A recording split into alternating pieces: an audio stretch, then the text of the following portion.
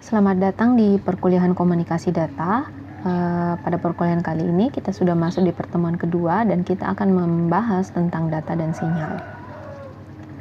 Nah, untuk pembahasan dengan materi data dan sinyal ini nanti ada 6 subtopik bahasan yang akan kita bahas di sini. Yang pertama adalah tentang analog dan digital.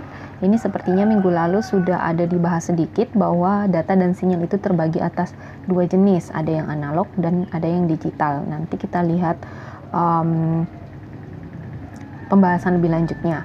Kemudian yang kedua ada tentang sinyal analog periodik.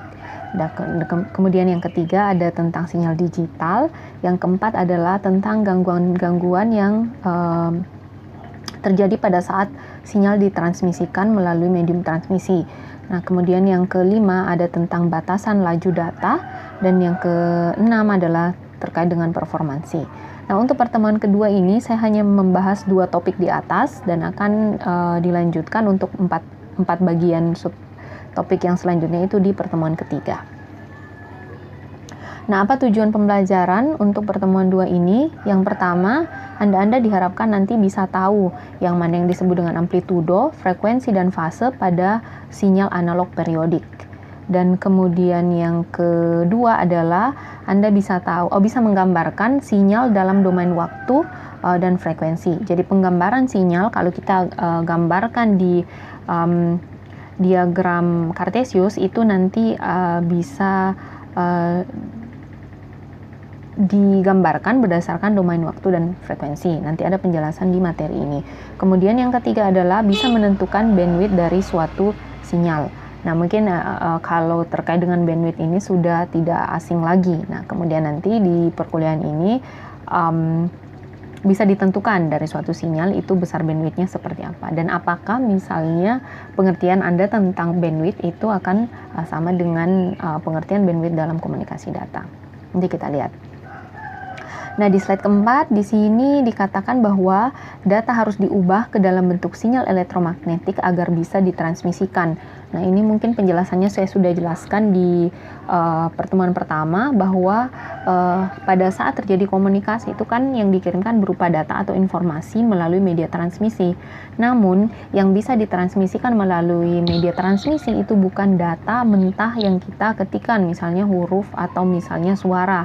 Tetapi data-data tersebut, informasi tersebut itu harus dikonversi menjadi sinyal. Nah, sinyalnya ini berupa sinyal elektromagnetik. Sinyal inilah kemudian nanti yang bisa dilewati atau bisa ditransmisikan melalui media transmisi. Nah, jadi harus diingat di sini, jadi data diubah dulu ke dalam bentuk yang disebut dengan sinyal elektromagnetik.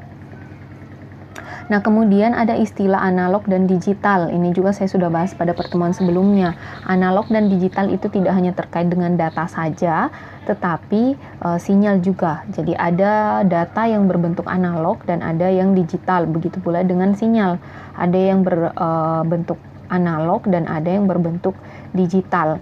Nah, apa itu data analog? Data analog adalah data yang bernilai kontinu. Jadi nilainya kontinu. Kalau data diskrit itu nilainya diskrit. Mungkin kalau penggambarannya, bayangannya ya bedanya misalnya jam analog dan jam digital. Kalau misalnya jam analog itu kan dari menit, detik, dan jamnya itu kontinu atau berubah secara kontinu, kita bisa akses secara terus-menerus. Nah, sedangkan kalau misalnya jam diskrit atau digital dalam hal ini, nah itu nilainya sudah tertera di situ. Dan misalnya perpindahan antara menitnya itu tidak dilihat secara kontinu, misalnya detiknya tidak terlihat di situ. Nah, seperti ini. Jadi kemudian kalau sinyal analog dapat bernilai berapapun dalam sebuah rentang nilai. Nah, ini perbedaannya antara kalau sinyal analog dan sinyal digital. Jadi kalau sinyal analog nanti bernilai berapapun dalam sebuah rentang nilai. Biasanya sinyal itu nilainya berupa kekuatan sinyal tersebut. Nah, itu nilainya bisa berapapun, atau bisa dikatakan kalau misalnya pakai koma itu bisa rentannya sampai berapa angka di belakang koma, jadi bisa berapapun nilainya. Nah, sedangkan kalau sinyal digital itu hanya memiliki sejumlah nilai yang terbatas. Atau yang paling gampang mungkin sudah ketemu di pelajaran lainnya, contohnya adalah sinyal yang merepresentasikan digit 1 dan 0. Nah, itu termasuk dengan sinyal digital karena ya nilainya kalau bukan 1, 0. Jadi itu saja nilainya terbatas. Nah, sedangkan kalau sinyal analog itu berapa, nilainya berapapun selama dia masih dalam rentang nilai sinyal tersebut. Nah, ini bedanya kalau misalnya digambarkan dalam diagram 2 dimensi seperti ini. Terlihat di sini, ini juga sudah saya tampilkan minggu lalu. Jadi kekuatan sinyal di sini dilihat dari amplitudo berdasarkan waktu. Nah, kalau sinyal analog dia digambarkannya seperti ini. Seperti bisa dilihat di slide 6. Sedangkan sinyal digital contohnya digambarkan seperti yang di bawah ini. Nah, biasanya yang sinyal yang di sini itu bernilai 1 dan kemudian yang di bawah ini bernilai 0. Jadi kalau ada seperti ini 1, 0 ini kan nilainya untuk nilai sinyalnya tertentu jadi 1 atau 0 atau terbatas. Nah, sedangkan kalau sinyal analog ini bisa dilihat jadi nilainya di sini ada berapa, di sini berapa. Jadi di titik manapun dia nilainya tetap ada atau tetap kontinu. Tidak ada ketetapan nilai tertentu selama dia masih dalam rentang nilai dari sinyal tersebut.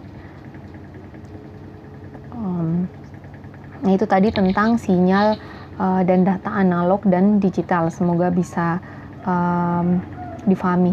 Oh iya, sedikit mungkin yang saya bahas juga minggu lalu, kalau mau lihat bedanya data digital dan data kontinu, ya data kontinu itu seperti suara. Jadi pada saat kita merekam itu kan dia kalau misalnya digambarkan dalam frekuensi itu dia nilainya ada terus, walaupun misalnya kita diam tetap ada suara yang ditangkap mungkin dari backgroundnya dan sebagainya.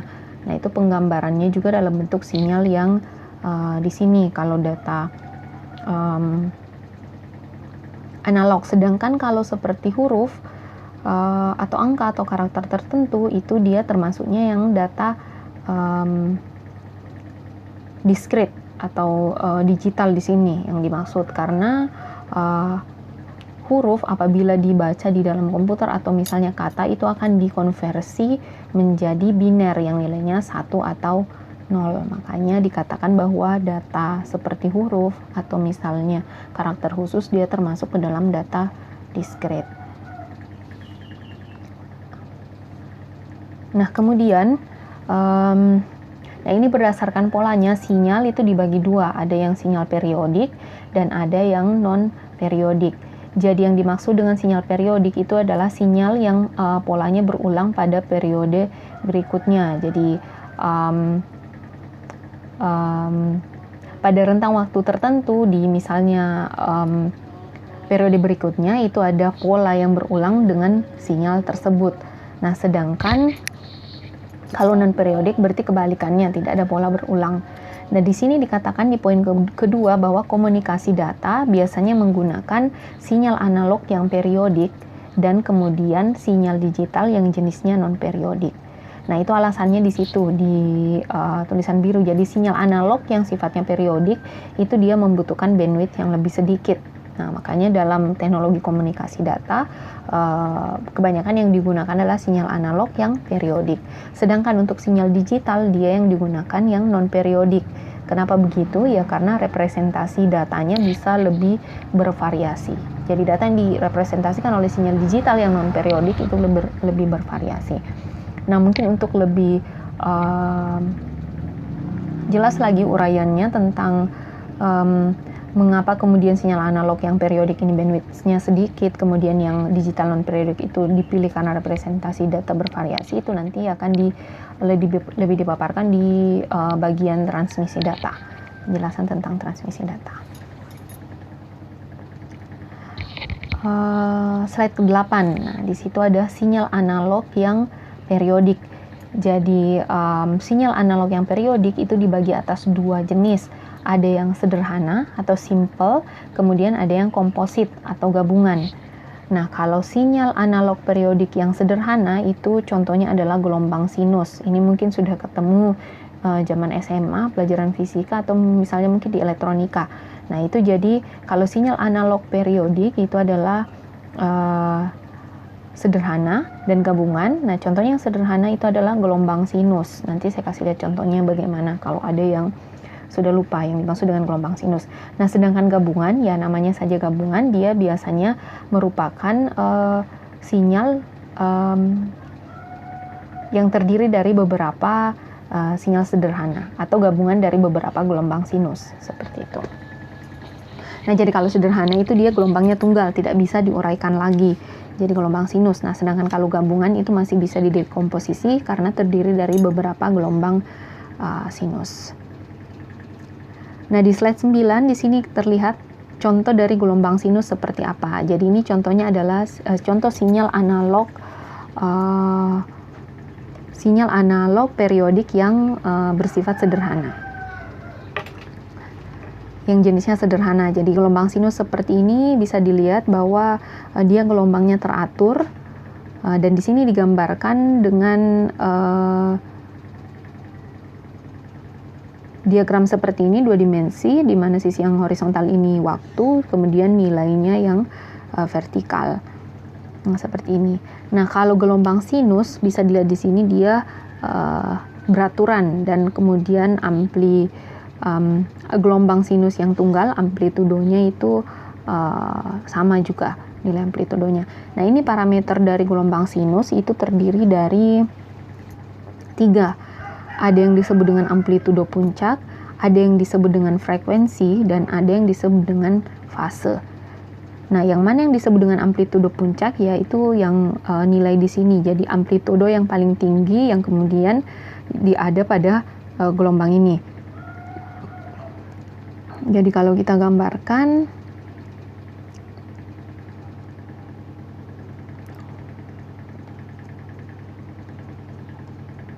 oke. Jadi kalau kita mau lihat amplitudo puncak itu yang mana, ya yang ini. Nah, kemudian kalau frekuensi itu terkait dengan waktunya atau berapa jumlah gelombang yang ada di berapa jumlah siklus yang ada pada gambaran gelombang sinus ini. Jadi kalau misalnya frekuensi itu terkait dengan fase. Satu fase itu adalah satu sisi atas seperti ini sampai sisi bawah. Nah, ini disebut dengan satu siklus. Satu siklus. Nah, ini kalau misalnya dilihat di sini berarti ada 3 siklus untuk gambaran gelombang yang ada di slide 9. Kemudian kalau fase ini terkait dengan di titik mana gelombang ini mulai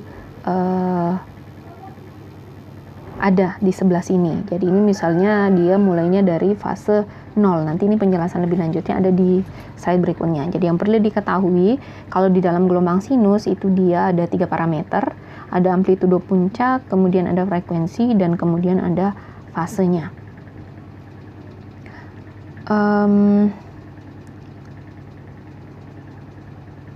Oke, jadi gelombang sinus bisa dilihat kriterianya seperti apa di sini. Nah, ini contohnya saya perlihatkan di slide 10 contoh gelombang sinus atau sinyal sederhana yang kemudian amplitudonya berbeda. Ada 2 gambarannya, yang di atas ini amplitudonya lebih besar, yang di bawah adalah amplitudonya lebih kecil. Jadi dia gambar gelombang sinyal sinus dengan amplitudo berbeda tetapi fase dan frekuensinya sama. Bisa lihat di sini.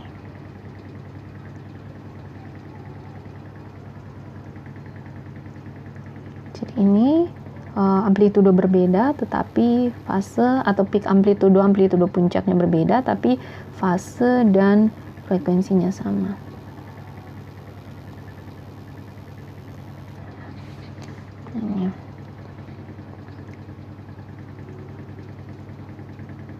Nah, ini bisa dilihat kalau yang di atas ini dia dengan amplitudo puncak yang tinggi, kalau yang di bawah rendah. Nah, contoh misalnya bisa kita lihat untuk implementasi dari gelombang sinus ini itu pada baterai AA dengan nilai voltase 1,5 volt. Nah, ini voltasenya konstan, jadi dia bisa dikategorikan sebagai sebuah sinyal sebuah gelombang sinus dengan kemudian peak amplitudonya sebesar 1,5 volt. Nah, ini. Nah, kemudian yang kedua, ini contohnya kalau mau dilihat di slide 12, itu adalah contoh dari dua buah sinyal gelombang sinus dengan frekuensi berbeda tetapi amplitudo dan fasenya sama. Nah, mungkin bisa dilihat dari sini gambarannya bahwa frekuensinya berbeda itu adalah berapa jumlah siklus gelombang yang terjadi dalam suatu waktu. Kalau di sini waktunya itu berupa 1 second. Nah, frekuensi itu jadi dilihat berapa kemudian jumlah siklus yang terjadi dalam 1 detik dalam sinyal tersebut. Nah, bisa dilihat di sini. Biasanya juga frekuensi ini kebalikan dari periode. Jadi persamaannya bisa diperoleh seperti ini. Jadi kalau sudah tahu periode sinyal, nanti untuk dapat frekuensinya tinggal di 1 dibagi dengan periode, begitupun dengan sebaliknya. Nah, apa yang dimaksud periode? Jadi periode itu adalah berapa jumlah waktu yang dibutuhkan oleh satu siklus sinyal dalam gelombang sinus ini. Jadi contohnya di sini. Nah, kita lihat di sini periodenya. Kalau misalnya kita mau cari periodenya dulu, jadi contohnya yang di bagian A ini frekuensinya adalah 12 Hz dan kemudian periodenya ada 1/12 second. Nah, tadi saya katakan bahwa periode itu adalah jumlah waktu yang ditempuh oleh satu siklus gelombang sinus. Nah, satu siklus tadi saya sudah jelaskan, satu siklus itu 360 derajat, atau kalau kita mau lihat dari gambarannya, misalnya dari fase awal kemudian ada busur ke atas dan busur ke bawah atau lengkungan ke bawah. Nah, itu adalah satu fase atau senilai 360 derajat. Nah, bisa dilihat di sini di gambar 12 itu ada 12 siklus. Jadi 1, di sini 2, 3, 4, 5, 6, 7, 8, 9, 10, 11, 12. Nah, di sini diketahui bahwa ada 12 siklus yang terjadi dalam 1 detik. Nah, jadi kalau kita mau tahu berapa periodenya, kita mau tahu berapa detik yang dibutuhkan oleh satu siklus gelombang ini, jadi kita tinggal bagi saja 1 detik dibagi dengan 12. Makanya di sini periodenya adalah 12 second. Sedangkan kalau kita mau tahu frekuensinya, ya tinggal dibalik saja kalau kita mau pakai rumus ini. Jadi frekuensi sama dengan 1 dibagi periodenya tadi 1/12. Nanti jadinya adalah 12 Hz. Nah, jadi satuan untuk frekuensi itu adalah Hertz. Nah, seperti itu. Nah, kalau yang di bawah silakan bisa dilihat sendiri. Nanti di sini dalam 1 detik itu ada 6 siklus gelombang sinus di sini. Jadi nanti periodenya adalah 1/6, frekuensinya adalah 6 Hz. Nah, bisa dilihat di sini perbedaan dua buah sinyal gelombang sinus dengan frekuensi yang berbeda, tapi amplitudo dan fase yang sama.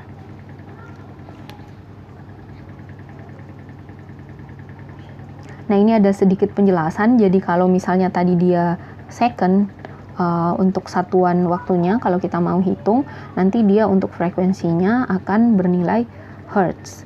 Nah, tetapi kemudian ada satuan lain yang kemudian bisa digunakan untuk menyatakan periode atau frekuensi suatu gelombang. Contohnya adalah kita mau rubah dari second ke millisecond. Jadi kalau di sini 1 millisecond itu sebesar 10 pangkat minus 3 second, atau 1 second itu adalah 10 pangkat 3 millisecond. Jadi bisa dilihat sini ekuivalensinya. Nah, kemudian Hertz juga frekuensi juga bisa dinyatakan dalam beberapa satuan, tidak hanya Hertz saja. Jadi bisa kilohertz, megahertz, gigahertz sampai terahertz. Di sini ada satuannya untuk mengkonversi. Jadi kalau kita mau konversi 1 kilohertz itu berapa hertz? Nanti 10 pangkat 3 atau 1000 hertz. Nah, seperti itu. Kalau kebalikannya diketahui 1 kilohertz itu berapa hertz? Jadi 10 minus 3 kilohertz. Jadi kalau 1 hertz kita mau konversi jadi kilohertz, nanti jadi 10 minus 3 kebalikannya. Nah, contoh kasusnya seperti ini. Misalnya ada gini, jadi listrik yang kita gunakan di rumah memiliki frekuensi 60. Nah, jadi listrik yang digunakan di rumah itu salah satu implementasi dari gelombang sinus, di mana dari gelombang sinus ini dialirkan listrik dari misalnya pusat listriknya. Jadi listrik yang kita gunakan di rumah memiliki frekuensi 60 Hz misalnya di sini. Periode gelombang sinusnya adalah, nah ini kita bisa gunakan yang tadi. Kalau kita mau tahu periodenya, tinggal kita pakai persamaan periode sama dengan 1 dibagi dengan frekuensi.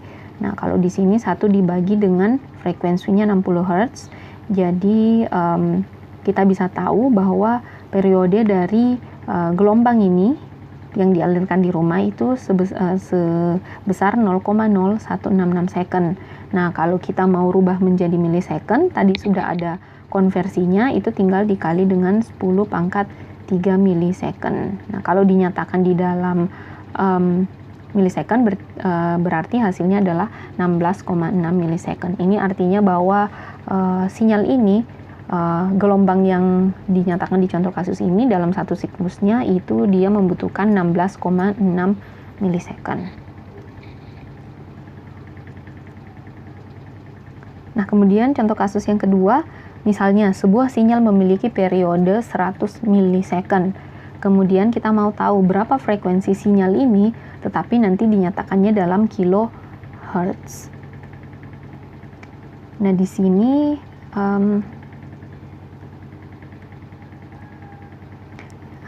bisa seperti ini. Jadi di sini dinyatakan millisecond, kita konversi dulu 100 millisecond ini menjadi second. Nah, kalau millisecond ke second itu nanti dikali dengan 10 minus 3 second. Nanti hasilnya adalah 0,01 second atau 0,1 second. Jadi 100 millisecond itu adalah 0,1 second periode sinyal ini. Nah, sekarang mau diketahui frekuensinya. Jadi kita tinggal pakai rumus frekuensi sama dengan 1 dibagi dengan periode. Nah, kalau second nanti itu ekivalensinya adalah hertz. Jadi 1 dibagi dengan 10 minus 1 atau 0,1 nanti dapatnya 10 hertz. Nah, kalau kita mau konversi frekuensinya ke dalam kilohertz, jadi hertz ke kilohertz nanti tinggal dikali dengan 10 minus 3. Nah, jadi frekuensi sinyal ini dalam kilohertz adalah 0,02 kilohertz atau 0,01.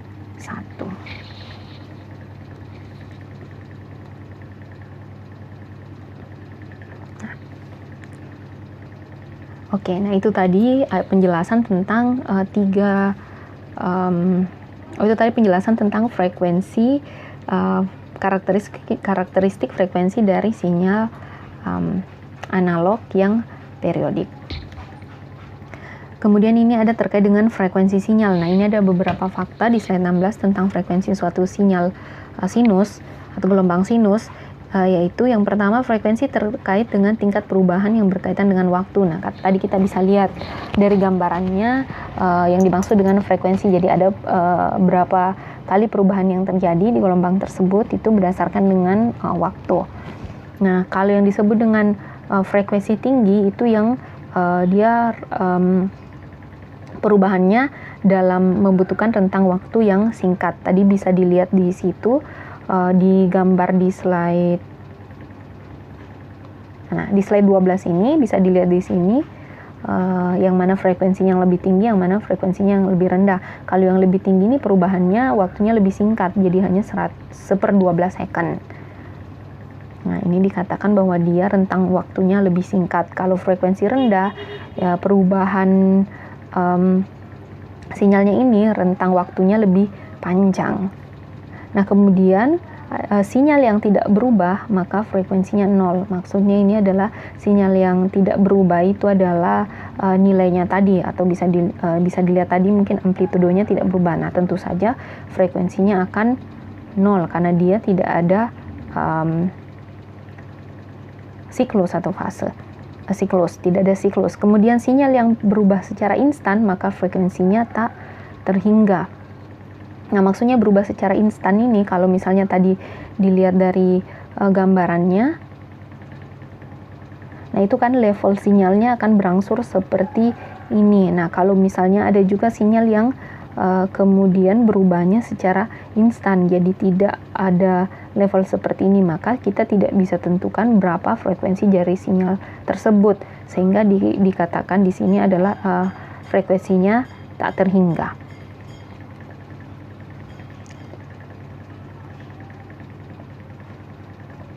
Nah, karakteristik yang ketiga dari sinyal dari gelombang sinus itu adalah fase. Nah, apa yang dimaksud dengan fase?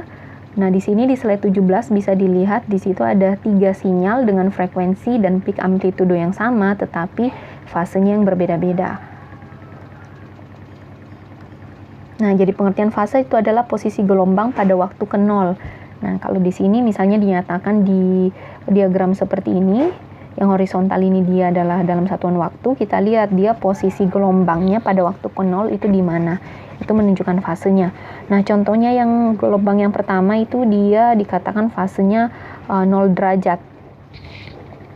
Atau bisa dikatakan 0 siklus. Nah, ini karena dimulainya dari derajat ke 0 yang ada di bawah sini. Jadi pada waktu ke 0, posisi gelombangnya itu ada di 0 derajat di sini, atau 0 siklus. Nah, sedangkan kalau yang di gambar kedua, pada waktu 0 itu dia posisi gelombangnya itu ada pada bagian sebelah sini. Nah, ini kalau misalnya dikonversi ke dalam derajat, itu adalah 90 derajat. Nah, kalau kita konversi ke siklus, dia adalah 1/4 dari siklus. Nah, tadi saya katakan satu siklus gelombang itu seperti ini. Maaf, ini lewat.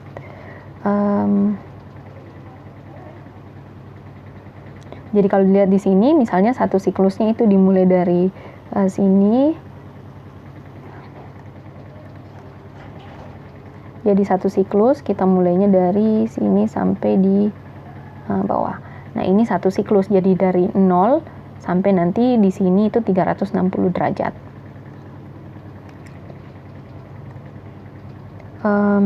Oke.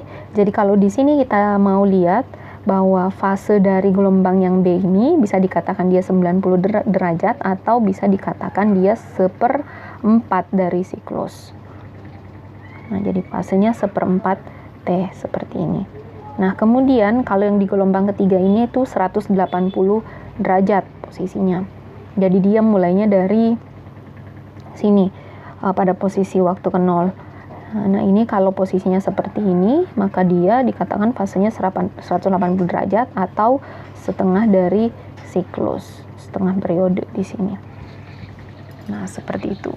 Jadi ini contohnya gelombang sinus dengan 3 fase yang berbeda, tetapi peak amplitudo dan kemudian frekuensinya itu sama. Oke, kalau kita mau lihat di sini frekuensinya berapa, ya berarti frekuensinya kalau dinyatakan bahwa sampai ke sini dia adalah misalnya 1 second, ada dalam 1 second itu ada 3 siklus, itu artinya frekuensinya adalah 3 Hz. Sama dengan ini. Jadi kalau siklusnya ini kita bisa hitung siklusnya dari atas sini, dari 90 derajat nanti kembali ke 90 derajat. Nah, jadi ini 1 siklus, kemudian 2, kemudian 3. Ini frekuensinya sama. Nah, contoh kasusnya seperti ini misalnya. Sebuah gelombang sinus berada pada 1/6 siklus pada waktu ke 0. Jadi pada waktu ke 0 tadi kalau digambarkan dia ada di 1/6 siklus. Nah, tentukan fasenya dalam bentuk derajat dan radian. Nah, ini kalau dalam bentuk derajat kita tinggal konversi saja seperti tadi. 1 siklus itu besarnya adalah 300 60 derajat. Jadi kita tinggal kalikan 1/6 dikali dengan satu siklusnya 360 derajat, dapatnya 60 derajat. Nah, kalau kita mau konversi ke radian, tinggal rumusnya seperti ini. Jadi berapa derajat? 60 dikali dengan satu siklus itu ada 2pi per 360 radian. Jadi tinggal dikalikan. Nanti di sini jadi 6, kemudian ini jadi 3, jadi pi per 3, atau bisa dikatakan 22. Kita pakai 3,14 dibagi dengan 3, nanti ketemunya adalah 1,46 radian. Jadi ini 1, bukan 1000, 1,046 radian.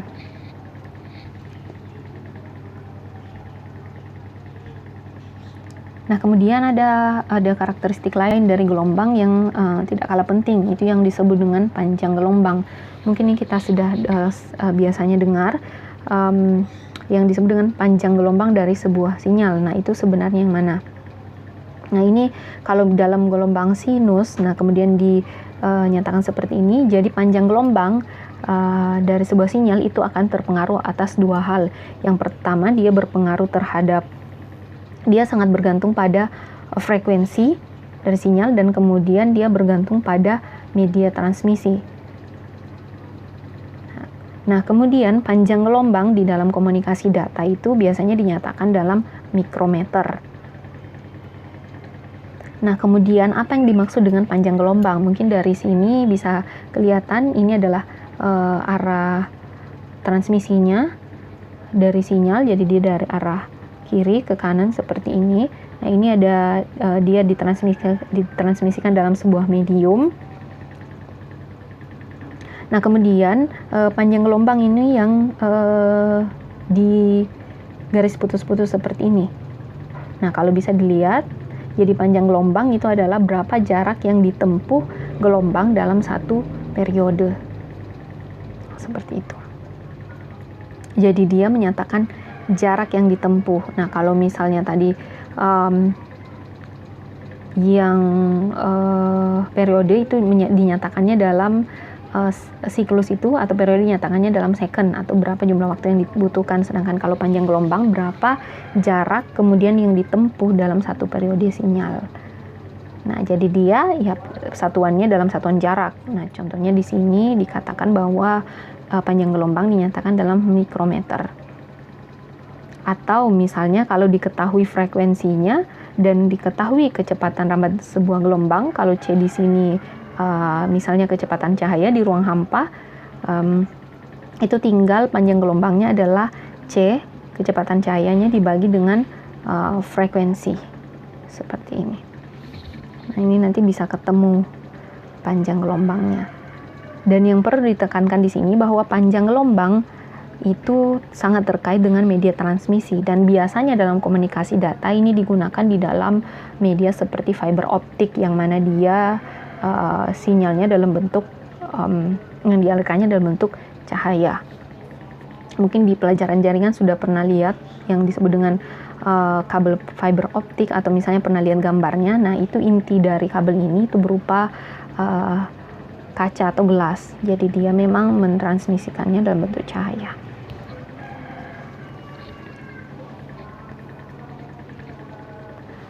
Nah, pada gambar 20, jadi gelombang itu pada saat kita gambarkan, kita bisa representasikannya dalam domain waktu dan kemudian domain frekuensi.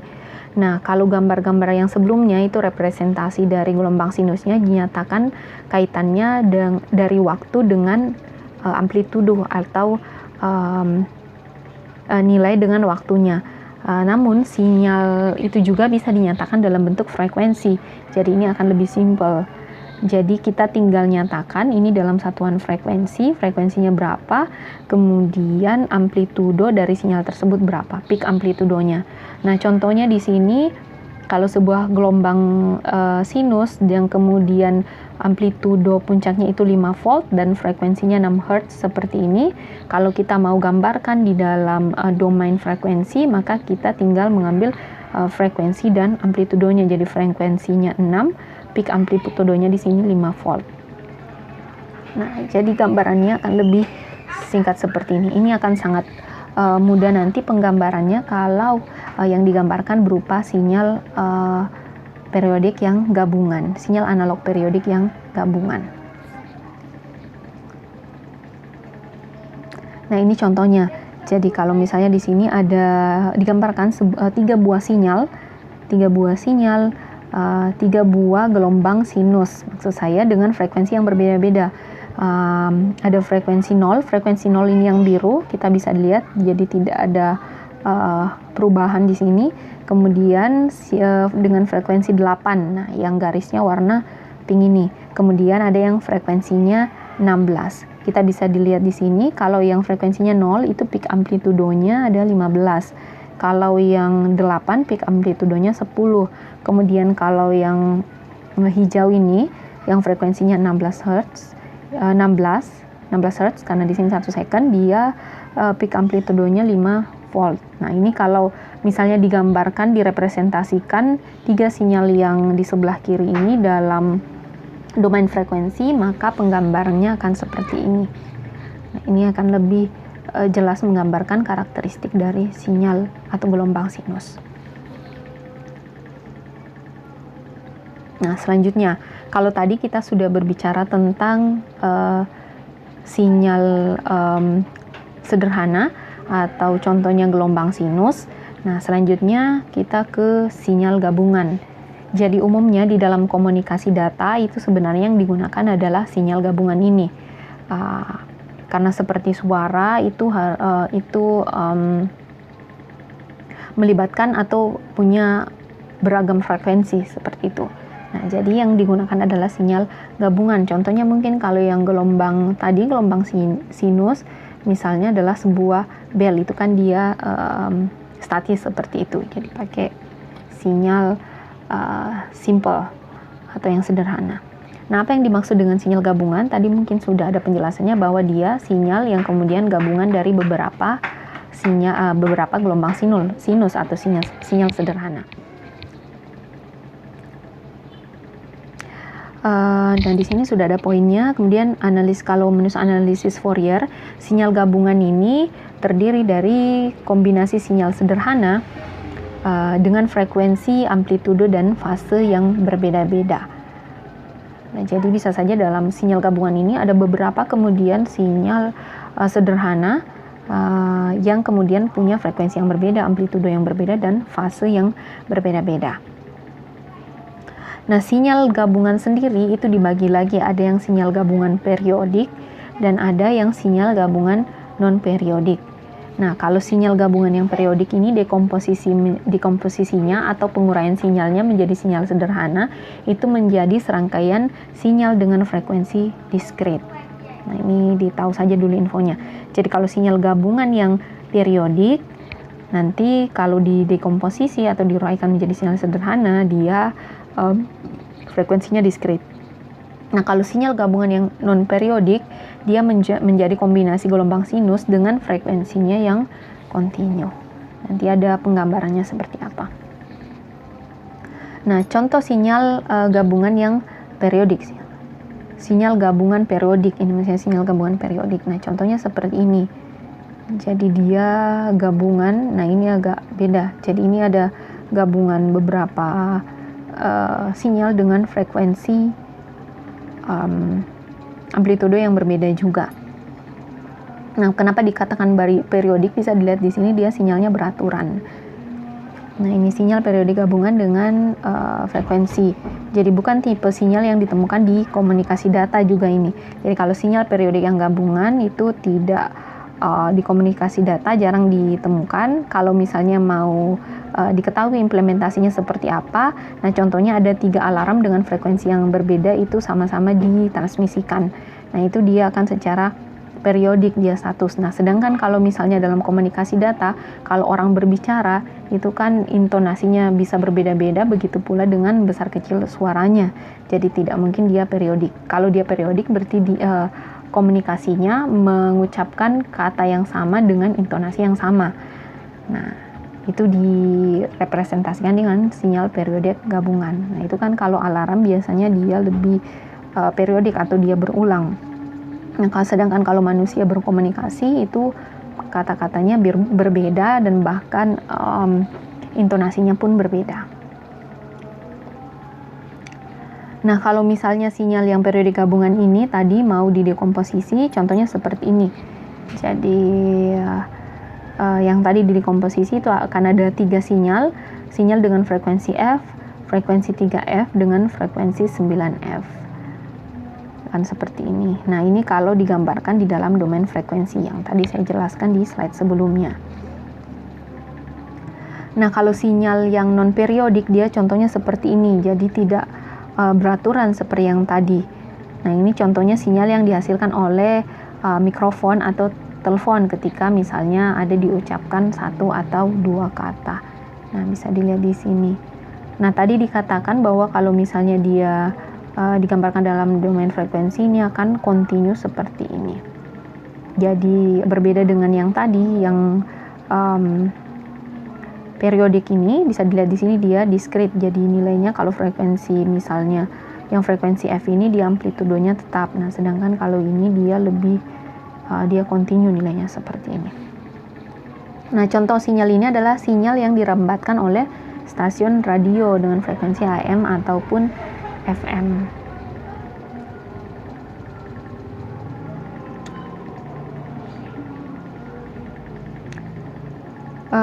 Oke, kita masuk ke masalah bandwidth. Nah, ini adalah topik terakhir di pertemuan kali ini. Jadi bandwidth dari sinyal gabungan, atau pertanyaannya apa yang dimaksud dengan bandwidth. Nah, bandwidth itu adalah, bisa dilihat di sini, dia selisih dari frekuensi tertinggi dan terendah dalam sinyal gabungan. Jadi kalau kita punya sinyal gabungan yang non periodik tadi, nah, ditentukan frekuensi paling rendah dari sinyal gabungan tersebut itu berapa, kemudian frekuensi tertingginya berapa. Nah, bandwidthnya itu adalah selisih dari frekuensi tersebut. Nah, contohnya di sini kalau bandwidth, untuk menghitung bandwidth periodik yang signal periodik. Nah, ini dilihat di sini bahwa frekuensi terendah itu adalah 1000, kemudian frekuensi tertinggi itu 5000. Sehingga kalau kita menggambarkan bandwidthnya itu adalah 4000 Hz. Nah, kalau misalnya yang gabungan non periodik seperti ini, jadi yang paling rendah itu 1000 frekuensinya sinyal tersebut, kemudian yang paling tinggi adalah 5000 Hz, maka bandwidthnya adalah 4000 Hz. Nah, penggambarannya di sini beda. Tadi ada penjelasannya bahwa kalau yang periodik itu dia akan digambarkan dalam bentuk discrete seperti ini, sedangkan kalau yang non periodik digambarkan kontinu, jadi nilainya kontinu seperti ini. Nah, kalau kontinu seperti ini jadi frekuensinya bisa 1000, 1001. Nah, itu sudah ada nilainya 1000, 1001 atau bahkan 1000,05 itu diketahui di sini amplitudenya berapa. Sedangkan kalau yang seperti ini ada 1000, kemudian ada 5000, mungkin di sini ada 1020, kemudian dia berarti 1040. Jadi itu dikatakan bahwa dia nilainya discrete. Nah, di slide ke-7 di sini contoh kasus untuk perhitungan bandwidth. Misalnya ada sebuah sinyal periodik. Nah, di sini sinyal yang periodik memiliki bandwidth 20 Hz. Kemudian frekuensi tertinggi sinyal adalah 60 Hz. Berapa frekuensi terendahnya? Kemudian gambarkan spektrum sinyal jika sinyal memiliki amplitudo yang sama untuk setiap frekuensi. Nah, yang perlu digarisbawahi di sini dikatakan bahwa sinyal periodik, berarti nanti gambar spektrumnya itu dia discrete. Nah, ini sinyal periodik, bandwidthnya 20 Hz. Kemudian frekuensi tertinggi 60 Hz. Nah, kita tinggal tadi perkurangkan saja karena bandwidth itu adalah frekuensi tertinggi dikurang dengan frekuensi terendah. Nah, di sini diketahui frekuensi tertingginya 60, kalau bandwidthnya 20 itu artinya tinggal diperkurangkan, maka diperoleh frekuensi terendahnya adalah 40 Hz. Maka di sini kita bisa gambarkan spektrum sinyalnya seperti apa, digambarkan pakai domain frekuensi. Nah, tadi di sini dikatakan amplitudonya sama untuk setiap frekuensi. Nah, jadi tinggi barnya di sini itu akan sama. Jadi dari 40 sampai 60, nanti 40, 41, 42, 43 dan seterusnya sampai 60. Nah, ini dia discrete gambarnya.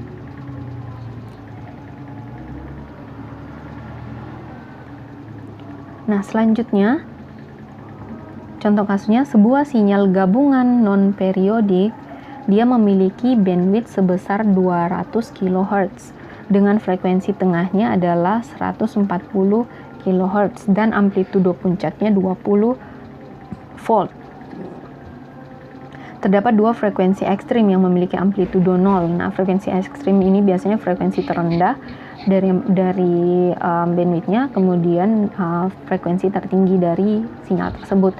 Nah, kemudian gambarkan sinyal dalam domain frekuensi.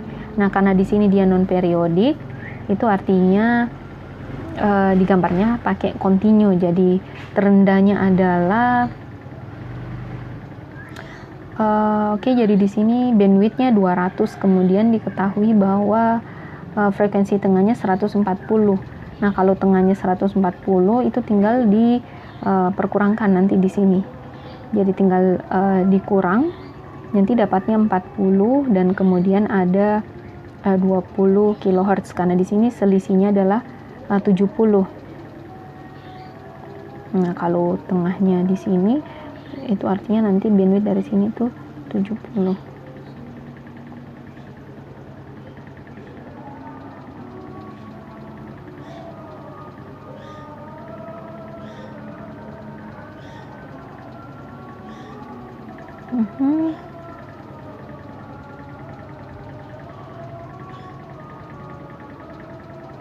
Oh, maaf, karena ini bandwidthnya 200, oke, kalau dibagi 2 itu artinya adalah 100.